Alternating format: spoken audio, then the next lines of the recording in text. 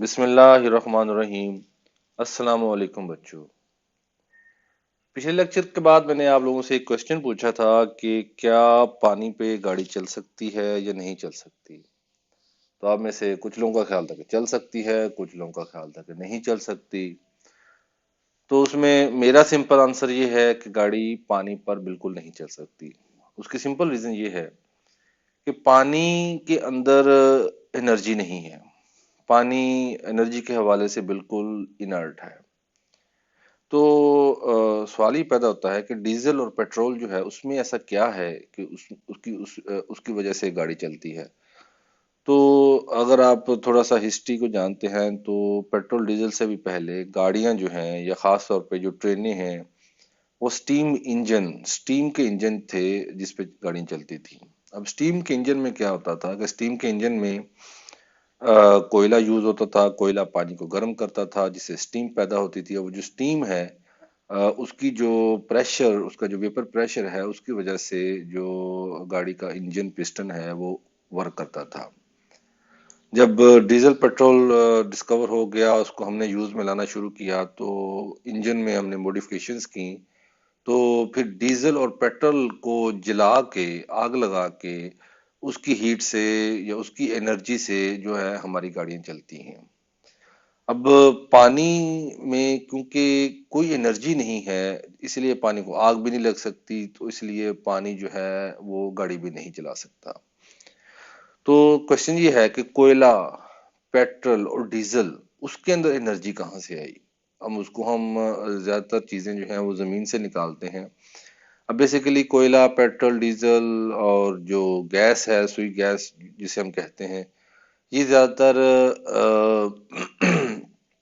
वो dead fossils हैं plants के और एनिमल्स के जो हजारों लाखों साल पहले जमीन के अंदर दब गए और हाई टेम्परेचर और प्रेशर की वजह से वो पकते रहे और बाद में वो बेसिकली ये डेड लिविंग और डेड प्लांट्स ऑर्गेनिजम्स हैं जो कि पेट्रोल और डीजल में कन्वर्ट हुए।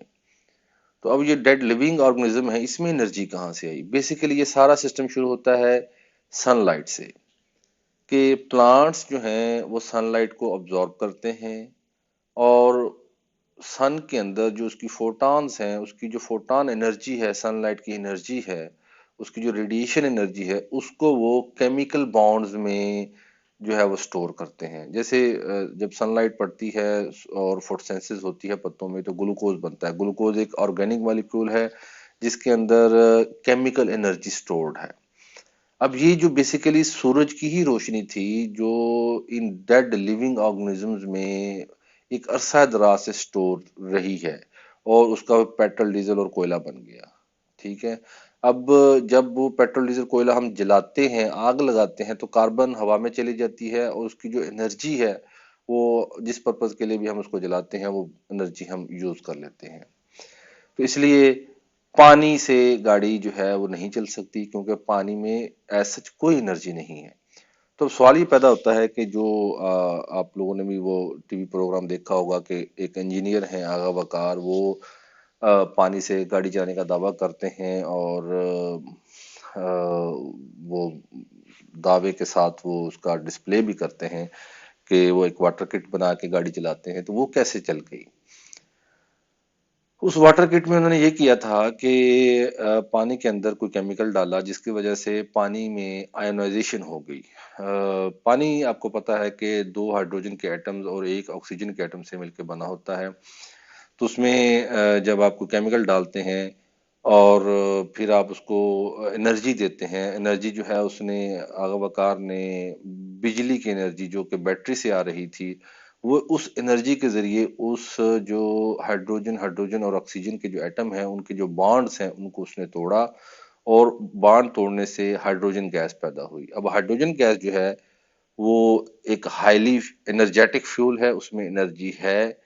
अब बेसिकली तो हाइड्रोजन एटम्स में जो एनर्जी है वो बेसिकली वो बॉन्ड्स की एनर्जी है जो दो हाइड्रोजन एटम्स को आपस में मिलाती है। ठीक है। ऐसा हाइड्रोजन एटम में कोई एनर्जी नहीं है लेकिन जब आप दो हाइड्रोजन एटम्स को आपस में जोड़ देते हैं और H2 का मॉलिक्यूल बन जाता है तो वो एक पावरफुल फ्यूल है। लेकिन हाइड्रोजन के एटम को तोड़ने और जोड़ने में जो एनर्जी जरूरत है वो आपको इलेक्ट्रिसिटी की एनर्जी से आ रही है, बैटरी की एनर्जी से आ रही है, जो बैटरी की एनर्जी भी पेट्रोल जला के आपने उसको बैटरी को चार्ज किया था। तो बेसिकली यहाँ पे आप एनर्जी की एक फॉर्म को दूसरी फॉर्म में कन्वर्ट कर रहे हैं, ना कि आप एनर्जी प्रोड्यूस कर रहे हैं। आपने अपने 9th 10th 11th 12th class में फर्स्ट लॉ ऑफ थर्मोडायनेमिक्स पढ़ा होगा, जो कि लॉ ऑफ एनर्जी है। उसके मुताबिक आप किसी भी नेचुरल जो एनवायरनमेंट है उसमें एनर्जी को एक फॉर्म से दूसरी फॉर्म में कन्वर्ट कर सकते हैं। आप किसी भी तरीके से एनर्जी को क्रिएट नहीं कर सकते, एनर्जी पैदा नहीं की जा सकती। एनर्जी आती सिर्फ सनलाइट से है, ठीक है। लेकिन आप उसको फार्दर में, जैसे लाइट एनर्जी है, उसको आप केमिकल एनर्जी में कन्वर्ट कर लेंगे, केमिकल को आप पोटेंशियल एनर्जी में कन्वर्ट हो सकती है। मींस के उसको आप 100 तरह की एनर्जी की टाइप्स हैं उसमें आप कन्वर्ट कर सकते हैं, लेकिन आप नई सिरे से एनर्जी क्रिएट नहीं कर सकते।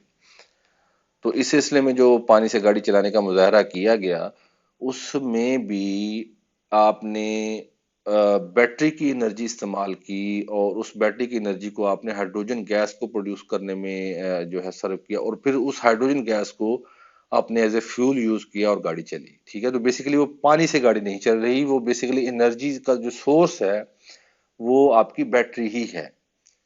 तो यहाँ पे दो चीजें जो हैं वो का इंतहाई काबिल गौर हैं कि इसी इंटरव्यू में एक क्वेश्चन उन्होंने एक और बहुत बड़े साइंटिस्ट हैं उनसे भी सवाल किया था। तो उन्होंने जब उनसे पूछा कि क्या गाड़ी चल सकती है पानी पे, तो उन्होंने कहा हाँ मैं देख रहा हूँ, मैंने बंदे भेजे हैं, तो उसमें को बात में सच दावा लगता है, और मुझे यकीन है कि एक बहुत अच्छी इन्वेंशन है, तो पाकिस्तान की गवर्नमेंट को उसको सपोर्ट करना चाहिए, प्रमोट करना चाहिए।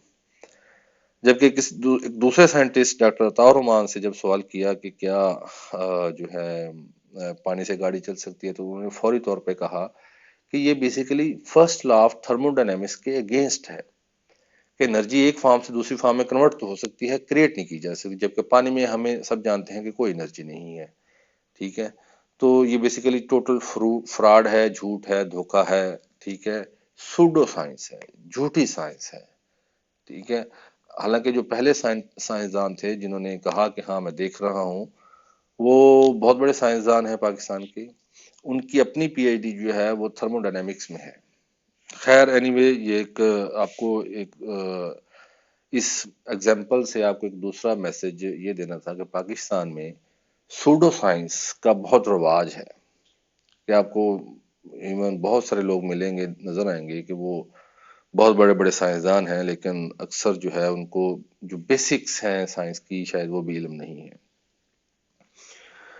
अच्छा जी, अब हम अपने लेक्चर की तरफ आते हैं। तो हमने पढ़ रहे थे कि इकोसिस्टम में जो एनर्जी का मेजर सोर्स है वो सनलाइट है। सनलाइट से जो हमारे प्लांट्स हैं वो फोटोसिंथेसिस के जरिए लाइट एनर्जी को केमिकल एनर्जी में कन्वर्ट करते हैं, तो इसलिए हम प्लांट्स को कहते हैं प्राइमरी प्रोड्यूसर्स। ये पहले ऑर्गेनिजम्स हैं जो फूड प्रोड्यूस करते हैं। अब जो एनिमल प्लांट्स को कंज्यूम करते हैं उनको हम हर्बीवोर्स कहते हैं, वो एक दूसरा लेवल है ऑर्गेनिजम्स का। हर्बीवोर्स को फिर जो गोश्तखोर जानवर हैं वो खाते हैं, ठीक है। तो एनर्जी जो है वो सूरज से प्लांट्स में, प्लांट से हर्बीवोर्स में, हर्बीवोर से कार्निवोर्स में, कार्निवोर से फिर डिकम्पोजर या डेट्रिटिवोर्स में शिफ्ट होती रहती है। तो एनर्जी ट्रांसफॉर्म हो रही है। तो ये किस्म की एक छोटा सा एक चेन बन जाती है कि एनर्जी सनलाइट से प्लांट्स, प्लांट से हर्बीवोर्स, हर्बीवोर से कार्निवोर्स, और फिर डेट्रिटिवोर्स। और इस सारे प्रोसेस में हर जो लेवल पे जानदार हैं, जैसे प्लांट्स हैं, एनिमल्स हैं, हर्बीवोर्स हैं, कार्निवोर्स हैं, वो एनर्जी को कंज्यूम करते हैं, यूज करते हैं, और उसको यूज करने के बाद वो हीट की फॉर्म में सिस्टम से रिलीज हो जाती है और सिस्टम से बाहर चली जाती है, ठीक है। तो अब जितने भी ये कन्वर्जन प्रोसेस हैं ये इनएफिशिएंट हैं, और हर हर प्रोसेस के बाद, हर कन्वर्जन के बाद एनर्जी लॉस होती है हीट की फॉर्म में। तो ये एक छोटी सी फूड चेन बन जाती है, किसी भी इकोसिस्टम में ये फूड चेन पाई जाएगी, ठीक है। वहां वहां पे प्राइमरी प्रोड्यूसर्स भी होंगे, हर्बीवोर्स भी होंगे, कार्निवोर्स भी होंगे, डेट्रिटिवोर्स भी होंगे, ठीक है। तो इसको हम कह सकते हैं कि ये एक फूड चेन है जिसमें कुछ स्पेसिफिक एनिमल नहीं है, लेकिन इसमें कुछ टाइप्स एनिमल्स हैं। जैसे प्लांट्स एक टाइप ऑफ ऑर्गेनिजम्स हैं जिनका जो फंक्शन है वो है फूड प्रोड्यूस करना। ठीक है, वो एक जैसा उनमें सब में फोटोसिंथेसिस होगी। जबकि जो हर्बीवोर्स हैं वो तमाम के तमाम, चाहे वो गाय है, भैंस है या कोई भी एनिमल है, उन तमाम का काम चारा खाना है। उनका एनर्जी लेवल, वो चारे पे पलते हैं और उनको फिर जो कार्निवोर्स हैं वो उनको शिकार करते हैं और उनको खाते हैं। तो हर लेवल के जो जानदार हैं जिनका फीडिंग लेवल सेम है, हम कहते हैं कि ये एक ट्रॉफिक लेवल है किसी भी फूड चेन में। अब यहाँ पे तो हम फूड चेन की जो बात कर रहे हैं, यहाँ पे बहुत सिंपल सी चीज लग रही है, लेकिन एक्चुअल जो इकोसिस्टम है उसमें जो डिफरेंट फूड चेन्स हैं वो आपस में कनेक्टेड हैं। ठीक है, उनका आपस में रिलेशनशिप है। तो हम आप लोग भी सुनते होंगे कि हमारी दुनिया पे अल्लाह ताला ने कोई भी एक चीज भी ऐसी नहीं है जो बेमकसद बनाई गई हो। इस हमारे पूरा जो एनवायरनमेंट है, जो इकोसिस्टम्स हैं, इसमें हर चीज का कोई ना कोई पर्पस है कि जो वो पैदा होती है तो उसको वो लाइफ में उसका कोई पर्पस है कि उसने कोई काम करना है। और वो अपनी लाइफ में हर चीज अपना अपना पर्पस सर्व करती है और कंट्रीब्यूट करती है हमारे इकोसिस्टम में। तो इसलिए तमाम चीजें लिविंग और नॉन लिविंग आपस में कनेक्टेड हैं, जो आपस में अगर मिल के हम देखें तो एक बड़े कॉम्प्लेक्स किस्म की फूड वेब बनाती हैं। अच्छा जी, बायोजियो केमिकल साइकिल्स के हवाले से हम पढ़ चुके हैं ऑलरेडी। अब सवाल ये पैदा होता है कि हमारे जो इकोसिस्टम है, हमारा जो अर्थ है, जो जमीन है, उसपे तरह तरह के इकोसिस्टम्स हैं। कहीं डेजर्ट्स आप देखेंगे, कहीं आपको फॉरेस्ट नजर आएंगे, कहीं कहीं कहीं पे आपको बर्फबारी होती नजर आएगी, कहीं पे पानी नजर आएगा, कहीं पे आपको जो ग्रासलैंड्स हैं सिर्फ घास आपको नजर आएगी, या कहीं छोटी छोटी बुशेस नजर आएंगी। तरह तरह के डिफरेंट किस्म के इकोसिस्टम है और हर इकोसिस्टम में आपको डिफरेंट किस्म के एनिमल्स और प्लांट्स और जो इंसेक्ट्स हैं वो आपको मिलेंगे। तो आखिर ये डिस्ट्रीब्यूशन जो है इकोसिस्टम्स की, इसका क्या पर्पस है, इसकी इसकी ये डिस्ट्रीब्यूशन हुई कैसे है? तो बेसिकली किसी भी इकोसिस्टम में तो वहां पे जानदार या जानवर कौन से होंगे वो डिपेंड करता है कि वहां पे वेजिटेशन कैसी है। फॉर एग्जाम्पल, अगर जंगल बहुत हरा भरा है और वहां पे बहुत ज्यादा ग्रीनरी है तो आपको वहां पे भेड़, बकरियां, गाय, ज़ेब्रा, इवन ज़राफ़ा और हाथी भी मिलेंगे। और उनको उनपे उनके जो प्रेडेटर्स हैं जैसे शेर, चीता वगैरह हैं वो भी आपको मिलेंगे, सांप भी मिलेंगे, इंसेक्ट्स भी मिलेंगे। इसी तरह अगर आप डेजर्ट पे चले जाएं तो वहां पे आपको एनिमल्स बिल्कुल डिफरेंट मिलेंगे, क्योंकि वहां पे वेजिटेशन कम है। तो वहां पे वो एनिमल्स सरवाइव करेंगे जो कम खाने पे, कम पानी पे, हाई हीट, हाई टेम्परेचर पे सरवाइव कर सकें। तो बेसिकली किसी भी इकोसिस्टम में जानवर कौन से होंगे वो डिपेंड करता है कि वहां पे वेजिटेशन कैसी है। ठीक है, वेजिटेशन की टाइप्स कौन सी हैं और उसकी कितनी अबंडेंस है वेजिटेशन की। लेकिन क्वेश्चन ये है कि वेजिटेशन कहीं कम है, कहीं ज्यादा है, उसकी क्या वजह है? तो बेसिकली अब हम जो बात कर रहे हैं, बेसिकली बात कर रहे हैं टेरेस्ट्रियल इकोसिस्टम की, हम एक्वेटिक इकोसिस्टम की यहाँ पे बात नहीं कर रहे। कि मोस्टली जो टेरेस्ट्रियल इकोसिस्टम है, जो जमीनी या खुश्की वाले जो इकोसिस्टम्स हैं, वहां पे जो वेजिटेशन है वो बेसिकली वहां का क्लाइमेट डिटरमिन करता है कि अगर क्लाइमेट आपका हॉट है, वार्म है, हाई टेम्परेचर है और वहां पे बारिशें बहुत होती हैं तो आपको वहां पे बहुत ज्यादा वेजिटेशन नजर आएगी। अगर हॉट है, हाई टेम्परेचर है लेकिन बारिशें बहुत कम है तो आपको डेजर्ट नजर आएगा। लेकिन अगर टेम्परेचर कोल्ड है, ठीक है, लो टेम्परेचर है, हो सकता है वहां पर रेनफॉल भी लो हो, तो वहां पे आपको बर्फ नजर आएगी, वहां पे आपको कम वेजिटेशन नजर आएगी। तो अब बेसिकली किसी भी एरिया का क्लाइमेट और temperature, sorry climate, mostly climate में आप टेम्परेचर, हवा की स्पीड और रेनफॉल को आप देखते हैं कि ये चीजें डिटरमिन करती हैं कि वेजिटेशन कैसी होगी। और उसको हम उसकी वजह से हम ये उस इकोसिस्टम को नाम देते हैं कि ये ग्रासलैंड है या ट्रॉपिकल फॉरेस्ट है या टेम्परेट फॉरेस्ट है। अब यहाँ पे मैं थोड़ा सा आपको बताना चाहूंगा कि क्लाइमेट डिफरेंट रीजन्स का वेरी कैसे करता है। यहाँ पे इस एग्जांपल में आप देख रहे हैं कि डिफरेंट किस्म के इकोसिस्टम्स हैं, उसमें पोलर आइस है, डेजर्ट्स है, सवानाज है, टेम्परेट ट्रॉपिकल फॉरेस्ट हैं। जो क्लाइमेट किसी इलाके का है, वो दो तीन बुनियादी चीजें हैं जिसकी बुनियाद पे वहां का क्लाइमेट किसी भी रीजन का, किसी भी जियोग्राफिकल रीजन का डिटरमिन किया जा सकता है। ऐसे एरियाज जो इक्वेटर के पास हैं, वहां पे जो सनलाइट है वो बिल्कुल 90 के एंगल पे परपेंडिकुलर पड़ती है। सूर्य बिल्कुल सामने होता है, सूर्य की जो रोशनी पड़ती है वो बिल्कुल सीधी पड़ती है, ठीक है, 90 के एंगल पे।